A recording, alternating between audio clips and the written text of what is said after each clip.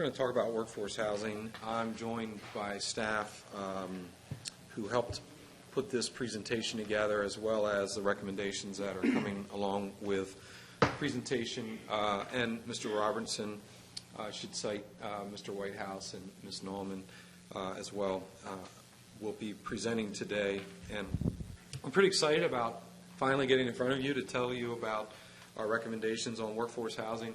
It's taken some time for us to get to this point. I think part of that is how complex this issue is, and the recommendations, I think, are very thoughtful. And it took more than just county staff. We utilized information that we'll go over today from our housing experts, as well as local stakeholders that helped us put together the guideline and the recommendations. So I'm going to start, and then I hand it over, and staff is going to walk through numerous slides, which we just passed down copies for you to look at. This really began as a result of the 2018 Comprehensive Land Use Plan when the county worked through that. And a lot of input was received related to the lack of affordable housing in all of Sussex. And as a result of that, that became part of the strategies and objectives in the comp plan, and eventually led to the Community Development Office developing an RFP for housing consultant work to provide recommendations to Sussex County. Fast forward to 2019, and the county contracted with LSA Planning and provided, they provided the following analysis: housing needs and market analysis, an economic feasibility analysis, and the housing opportunity and market evaluation. A report that you're familiar with, a copy of the front page is there. Boiled all of that down to three final strategy recommendations, and here they are. Number one, modify the county zoning code to promote housing affordability in growth areas identified in the comp plan. Number two, establish a local housing trust fund. And number three, preserve the existing supply of affordable housing. Today we're going to talk about strategy number one. In recent weeks, Ms. Nauman was here to talk about strategy number two, which is on its way, and we'll come back to discussion on the Housing Trust Fund in a future week. And I'm happy to say on strategy three, the county actively preserves our existing supply of affordable housing through the CD&H office, as well as our work with the constable. So in essence, after our discussion today, we are checking the box on all three of these strategies, which I think is the goal. We didn't go through this exercise and have housing consultant come in and give us recommendations that we would just ignore. So proud to say that we've finally gotten there, and after today's conversation, we'll probably end up in further discussion related to strategy number one. I'm going to hand it over to Mr. Robertson, who's going to cover the next few slides. Yeah, if you'll drive it. So just to follow up a little bit on what Mr. Lawson said, we do have a Sussex County rental program that is in existence right now. One of the things that we wanted LSA to look at, and frankly we've been experiencing, is that there's not really been any use of that program. We've got, I think at this point, really one rental project that's run through the county's program that's currently being built, and we've got some units that are rented. We've also recognized that that process, based on what's in our code now, is clunky for all involved, the county and developers. But it hasn't provided the incentives that have caused the developers to actually come forward with a workforce housing project utilizing the county's program. And so that's, again, why we went to LSA. What can we do? What are the kinds of things we can look at to make this more available and more useful to folks looking to develop properties in Sussex County, so that we can get some more workforce housing units available in Sussex County? So taking that mix all into account, the LSA report, our own practical experiences, talking with stakeholders, talking with staff, looking at what our comp plan says, and we came up with this sort of outline.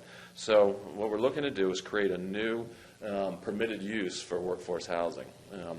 What that means, and what it's important for you all to understand, is that if it's a permitted use, that means it's permitted. There's no public hearing for each application. It doesn't go to planning and zoning for a public hearing. It doesn't come to county council for a public hearing. It's permitted. It's allowed. That means that it would come in for site plan review at planning and zoning, preliminary site plan review, and then final site plan review. Much like a commercial site plan now would happen. You all don't see commercial site plans. They go to planning and zoning after staff's reviewed them as sort of an administrative item under other business on our agendas, and that's how this would work. The reason for that is one of the things that we've heard from LSA and then the folks that would develop this, and I'd say that sort of in quotes and not anybody specific, is that they want certainty that they'll be able to get the workforce housing without having to go through a public hearing, so that there's a clear path forward, and there's a timing element of that as well. If you're just doing site plan reviews, that's a couple of months before you get maybe on an agenda from the time you submit it, versus at this point we're 6 months to a year out at the best.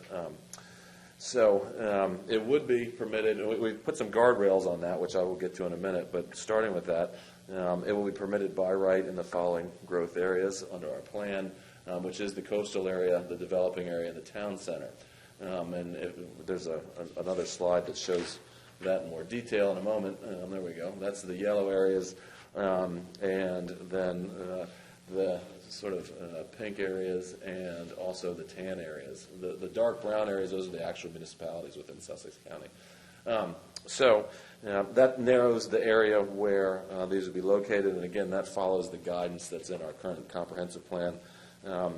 That's what our comp plan says is where development should be located. That's where infrastructure exists in terms of water, sewer, and things like that.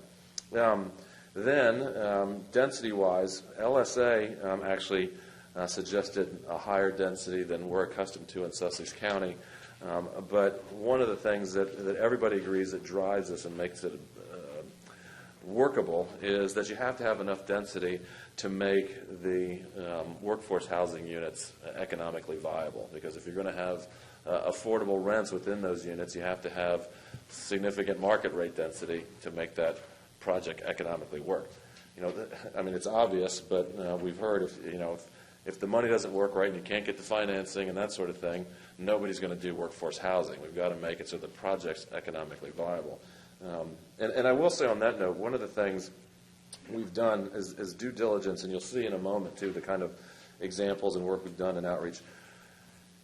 We tried to design this in a way that it wasn't project-specific, it wasn't location-specific in terms of, like this piece of property is going to have this type of unit. But we also wanted to make sure it was workable, like apply it in real life, so that we knew that we weren't creating a program in Sussex County that nobody would ever do because for whatever reason it was economically upside down or that type of thing. I don't want to interrupt your presentation, but what do we consider the definition of workforce housing? Is it based on a income range? I'm going to turn it over. Well, if we're going to hear that, though, I can wait. Yeah, we are. Okay, I'll wait. And it is. It's Okay. So it's defined. With all those sort of things factored into the equation, we looked at making it so that the maximum density for this permitted use would be up to 12 units per acre.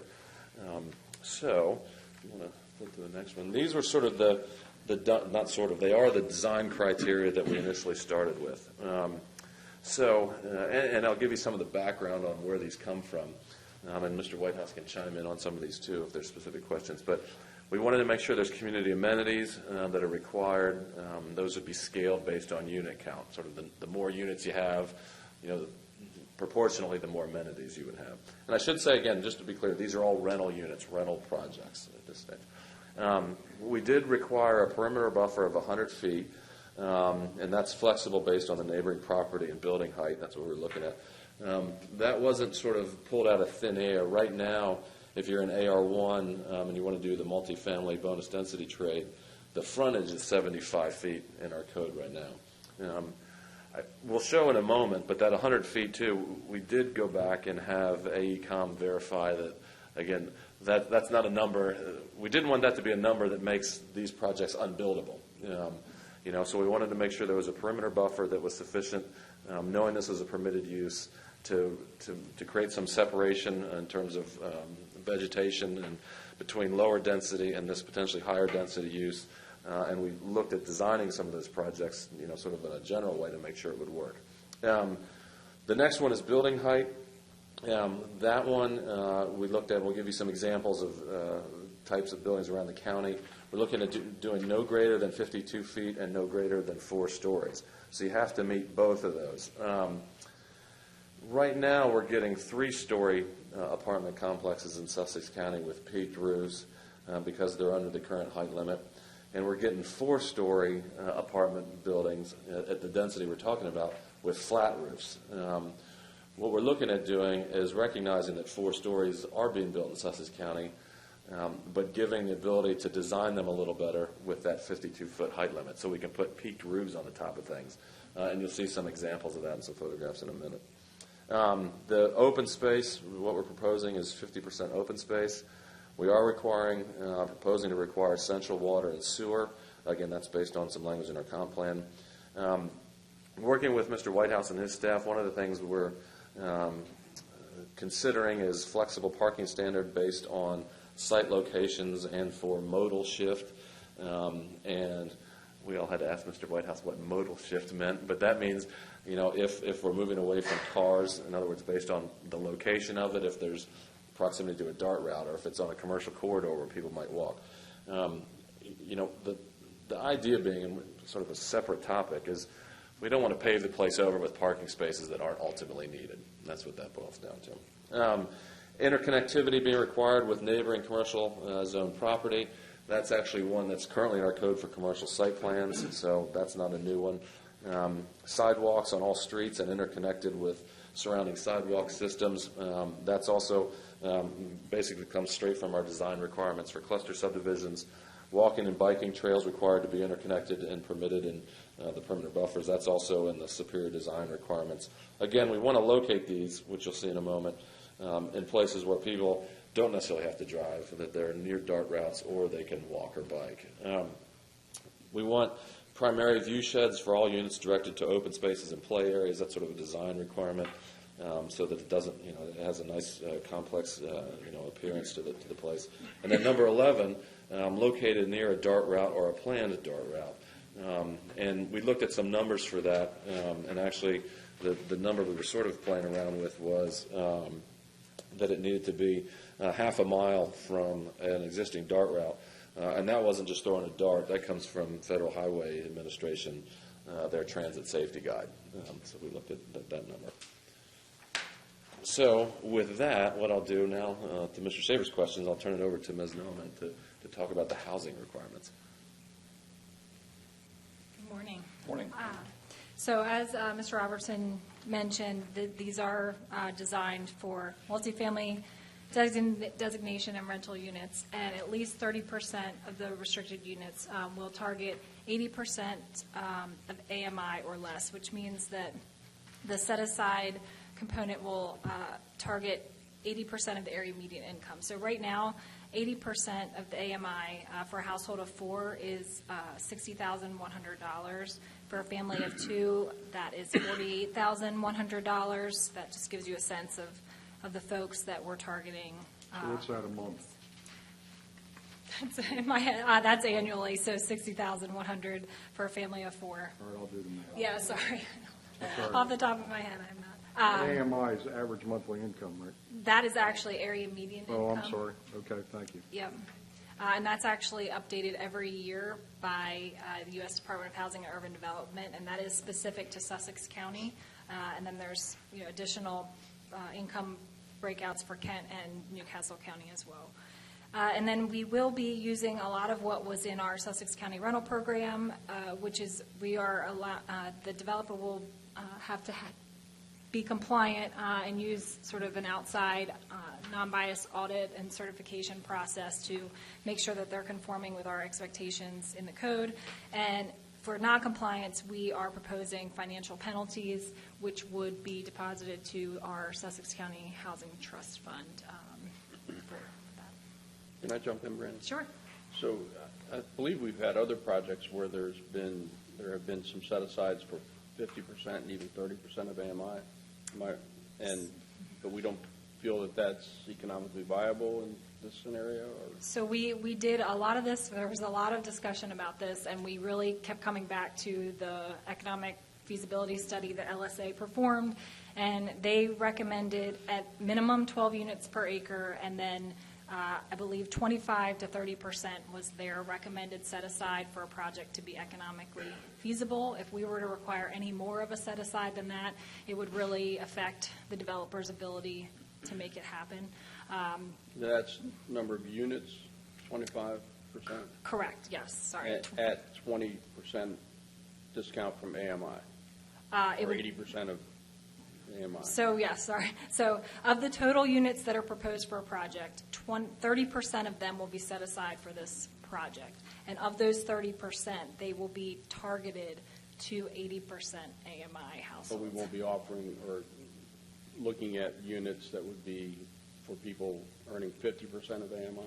So they could apply, but the rents, and the rents will be addressed to be affordable. It's not targeted to the 50% AMI, but they could certainly apply to them.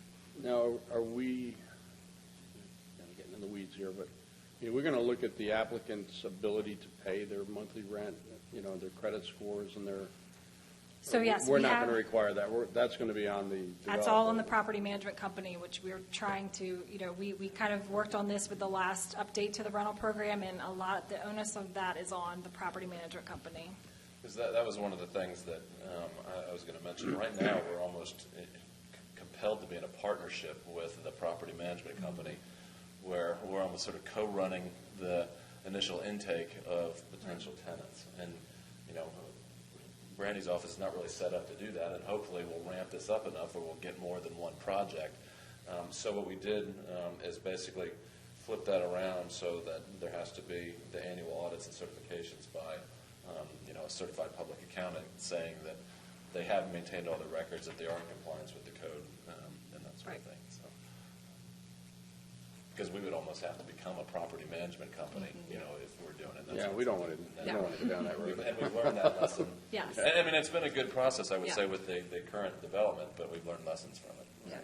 Yeah. Okay, so we've kind of built the guardrails around where we see the program going, and then we wanted to apply this in real-world examples. And Mr. Whitehouse is going to walk you through the next couple slides where, with the help of AECom and some of our staff, we were able to put this in practice and show you where this would happen.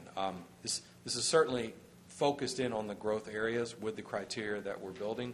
So I want you to be cognizant of where we're showing this on the map and how this would apply. Mr. Whitehouse.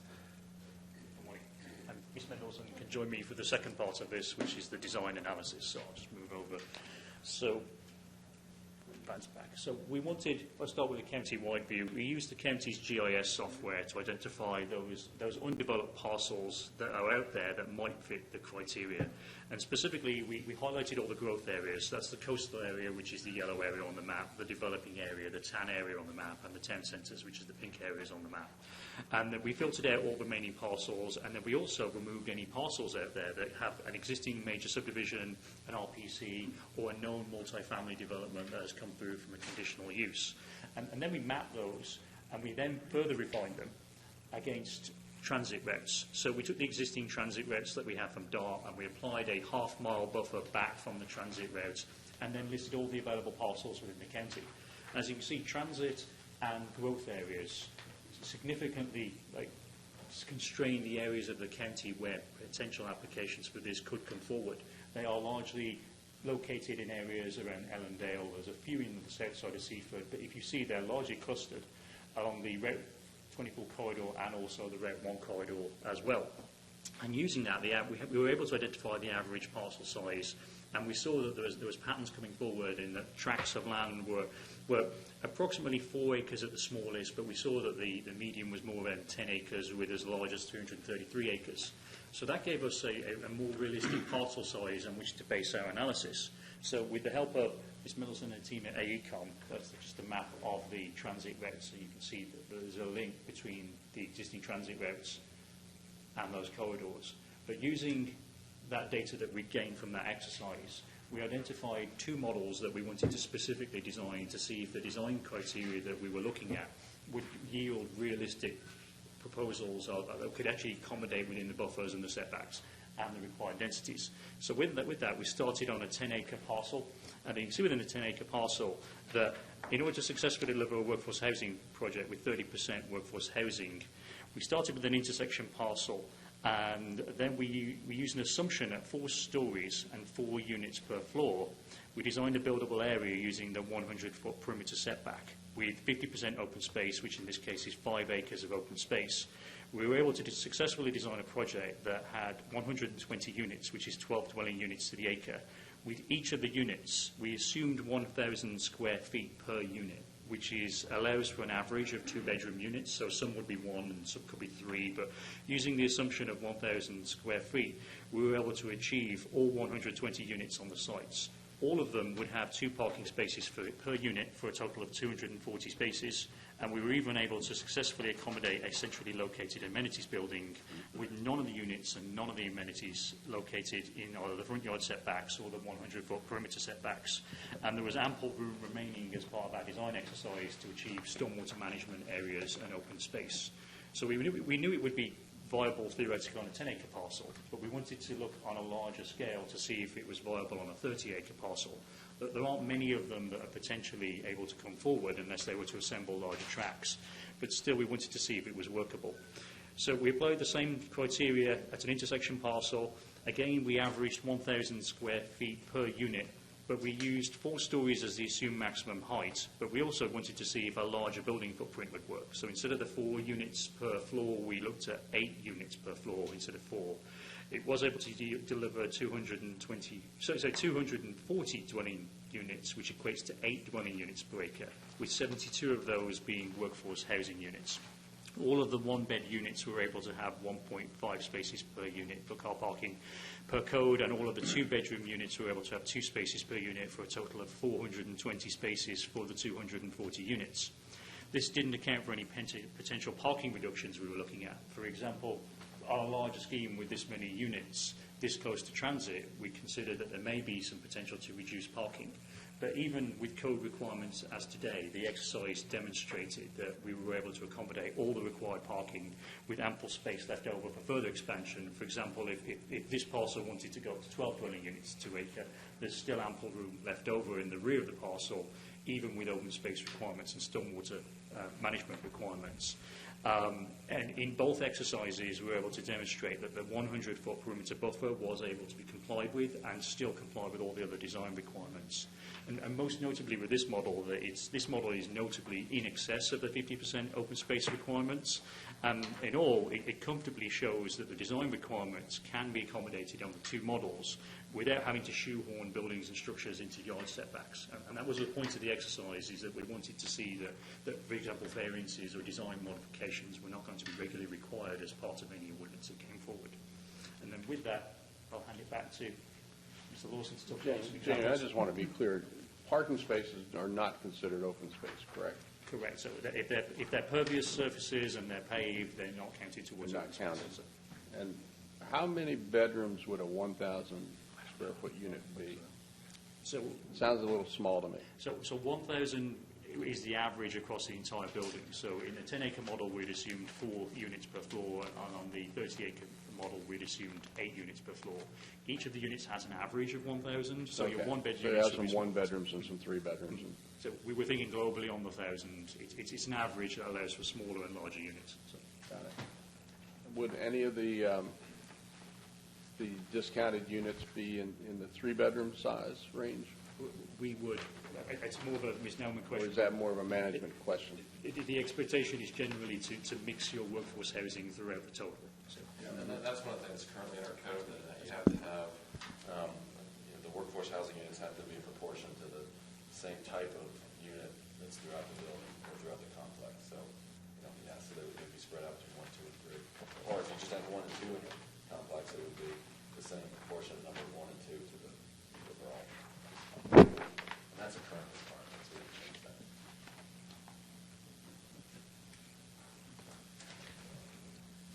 So, Mr. Lawson, can I ask a question? Certainly. And I don't mean to jump out out of the No, it's fine, proper please. order here, but just as a layman, at best is what I am, what will these units have to rent for to be considered affordable? Do we know that?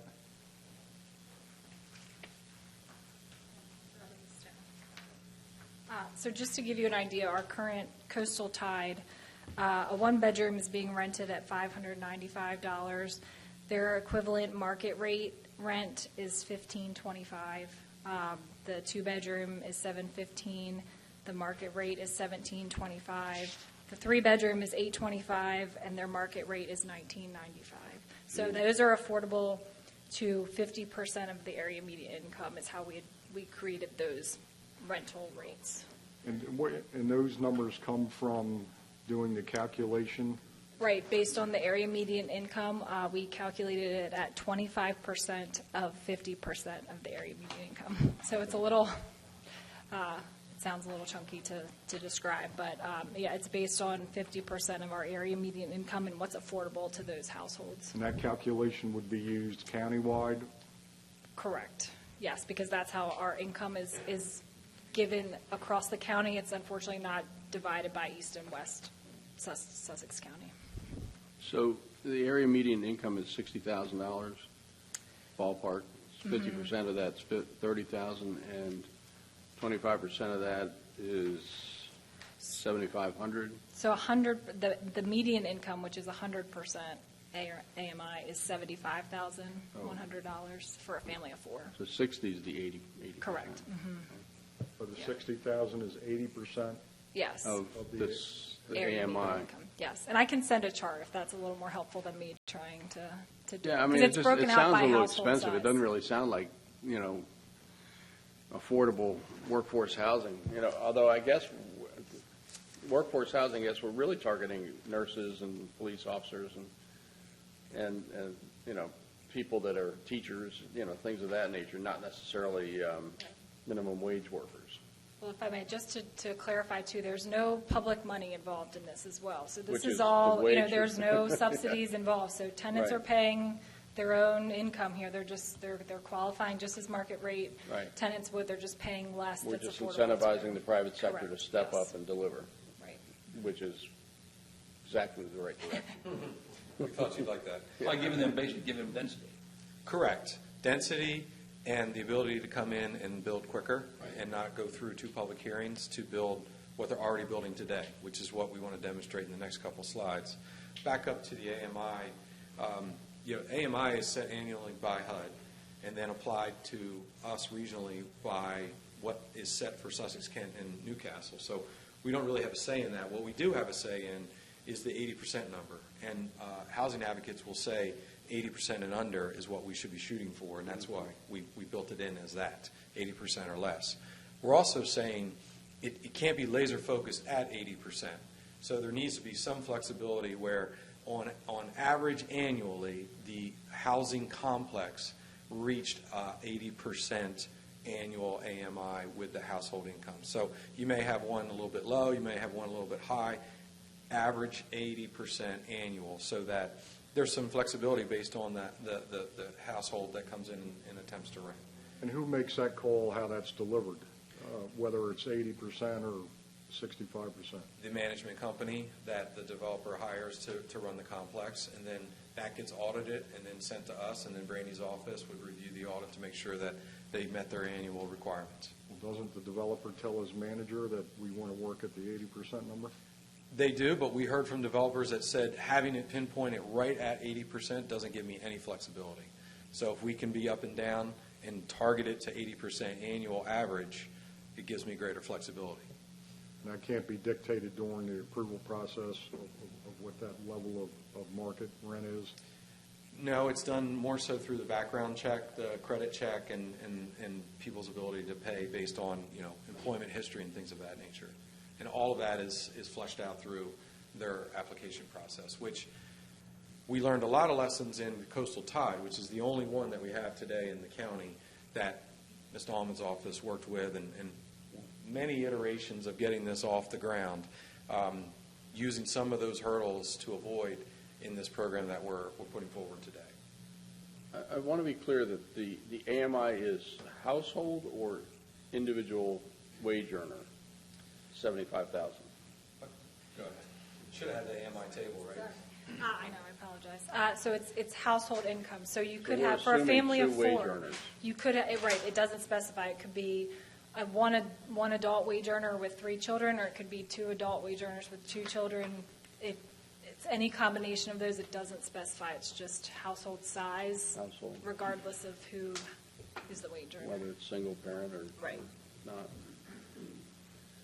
So, in all of this conversation, going all the way back to the comp plan and the need for affordable workforce housing, a lot of things were brought forward about these types of complexes in Sussex County. And what's interesting in our efforts, as I mentioned just a minute ago, these types of multifamily housing complexes are built or being built or are approved to be built right now.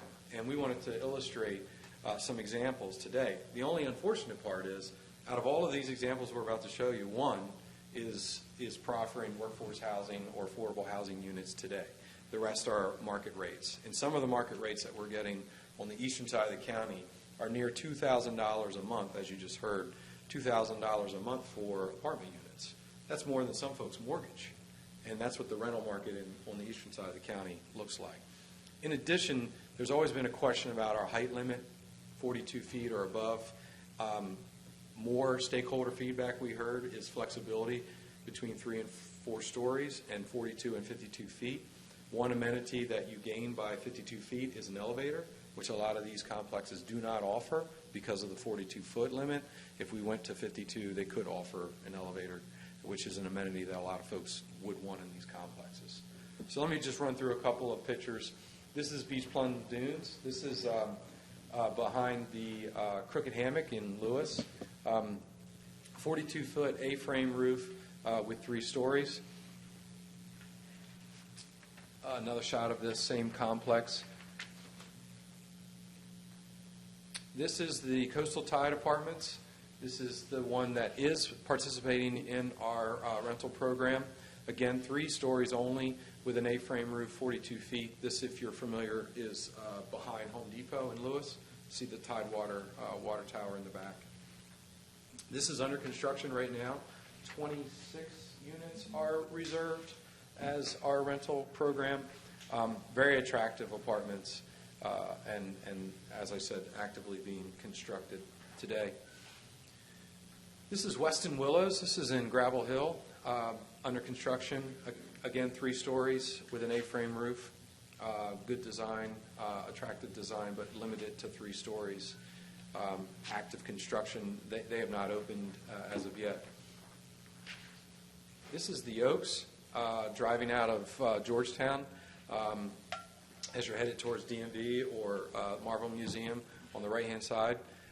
This is 34 feet A-frame roof with 3 stories.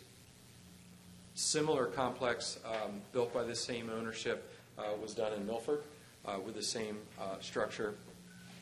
And then we go into a flat roof scenario with 4 stories. This is Sea Glass behind the BB area on 24 or Rehoboth Mall or the I Center.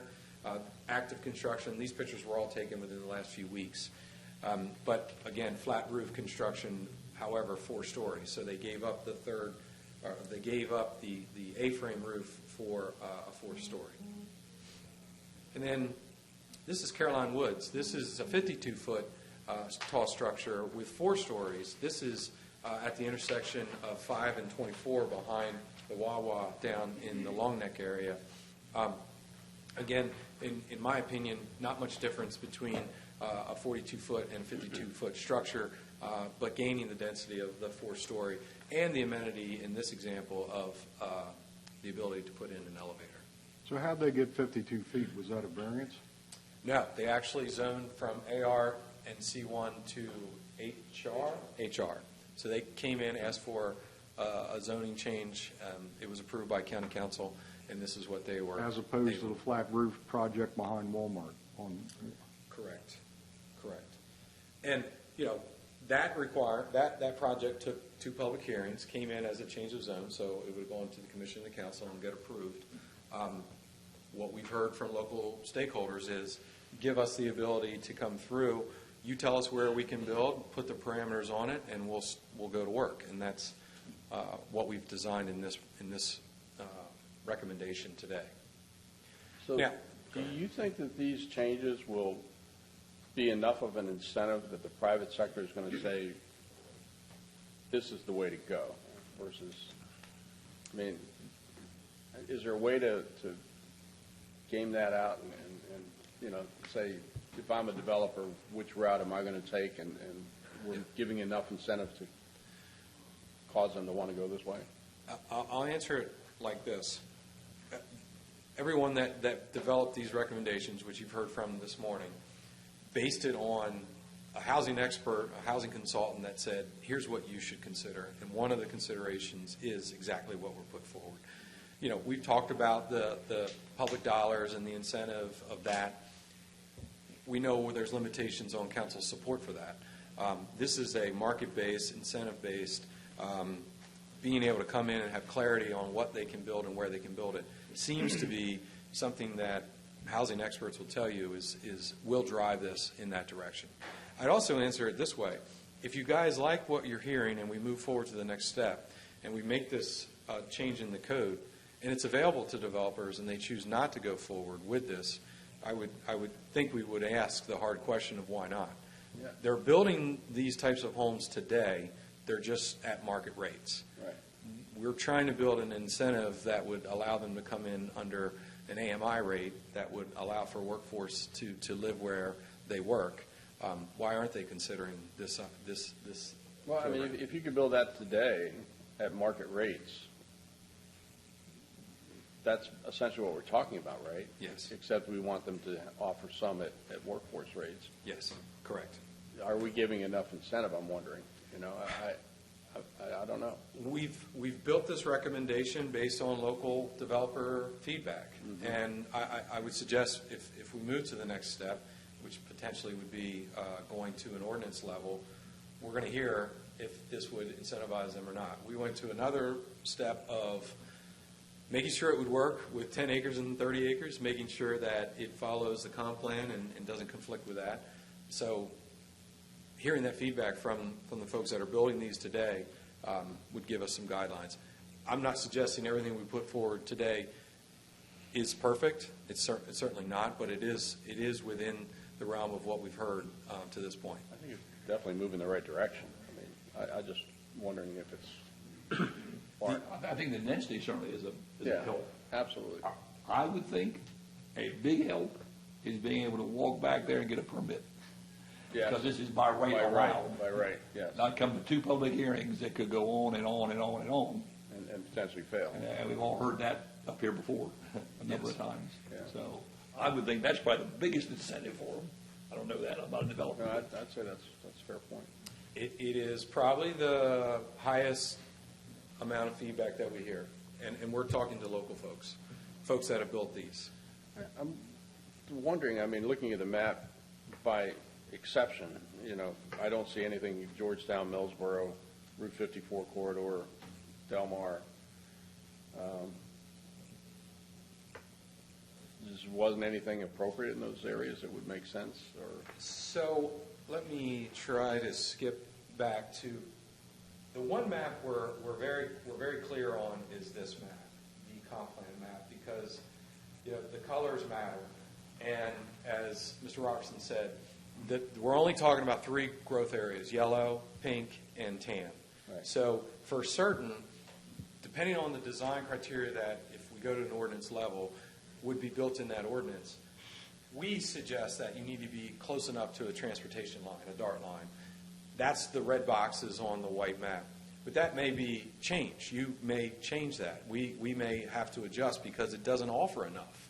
But doing a tabletop exercise of certain size parcels that have not been built yet on an existing DART map today, that's the red boxes that we show. I guess we're looking at it glass half full. It does show where there could be built, and it does show that it is limited to where it could be built. It's not going to be built out in Gumboro where there's no ancillary services to assist with these people, mainly transportation. Right. Water and sewer is another big one. To put a 12-unit complex of that nature, you got to have central water and sewer. So this map would definitely govern location. We could change some of the other criteria to potentially make it greater space where this would be built. Any other questions about any of this idea? My last slide, which I didn't get to, was questions, comments, next steps. This is a lot of information to digest. This is just staff proposal, recommendation. We haven't put one word on paper that looks like an ordinance yet.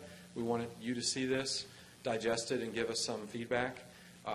The next step would be an ordinance. That would take some time to come back to you.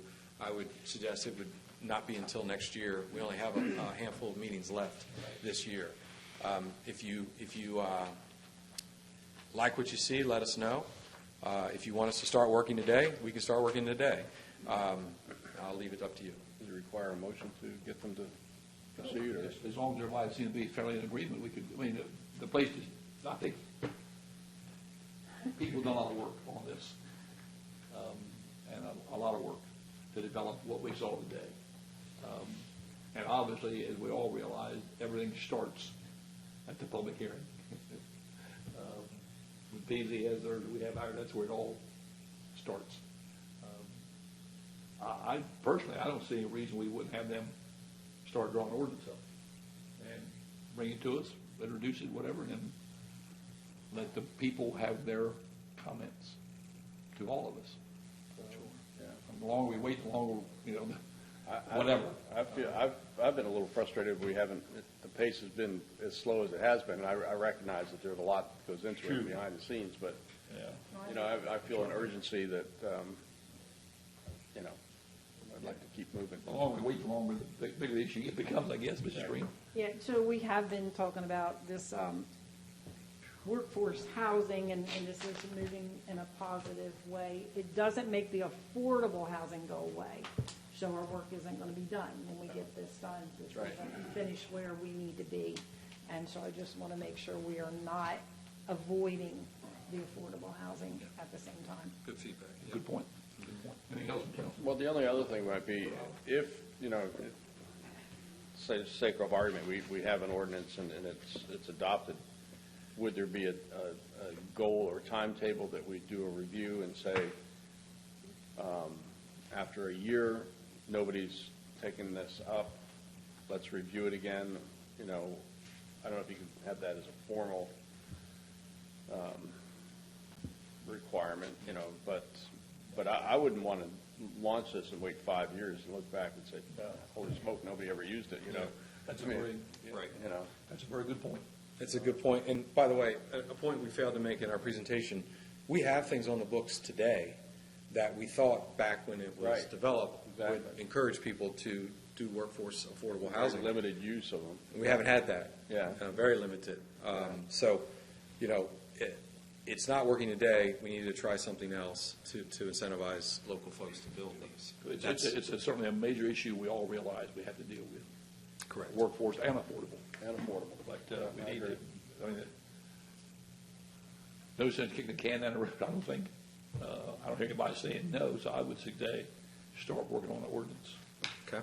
And then let's bring it back to us. Everybody can read the ordinance, understand it, and then We'll be in front of you one more time like we just did with the ordinance that's pending. It will be a smaller presentation, and then at that point, you officially have to introduce that document, and the public hearings follow. Yep. Okay. Very good. Thank you very much. Thank you. Appreciate it. You're still up. Yes, sir. I will transition quick.